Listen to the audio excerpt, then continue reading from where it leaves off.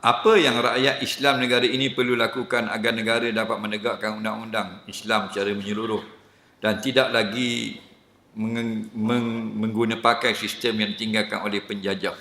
Berikan kuasa itu kepada orang-orang Islam. Nampak? Bila Tok Imam mati, contoh Tok Imam mati atau Tok Imam hilang. Nampak? Okey, nak ganti Tok Imam baru. Betul. Okey. Bila nak ganti Tok Imam baru, dua orang yang layak untuk interview, bang, di apa benda, di temuduga ataupun buat undian. Pasal nak pakai Tok Imam seorang je. Dua orang layak. Seorang balik Mesir, seorang balik Jordan. Dua-dua boleh jadi imam belaka. Okey?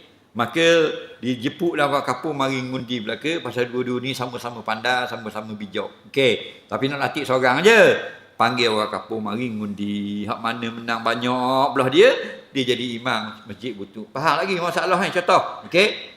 Maka mana-mana orang kampung butuh hak dak mari ngundi tidak dosa. Kenapa? Kerana kalau dia tak mengundi, mana-mana seorang naik pun semuanya jadi betul akuran belaka dah. Orang yang betul belaka.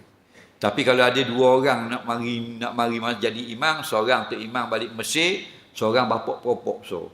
Nak kaki pek kuda, bunuh orang, ada pistol, tapi nak jadi tok imam.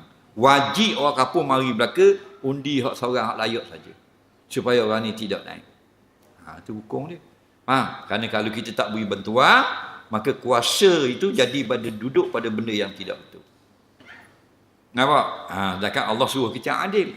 Bukan saja kita jadi perintah suruh adil. Kita jadi rakyat pun wajib beri keadilan itu kepada orang yang betul. Dah.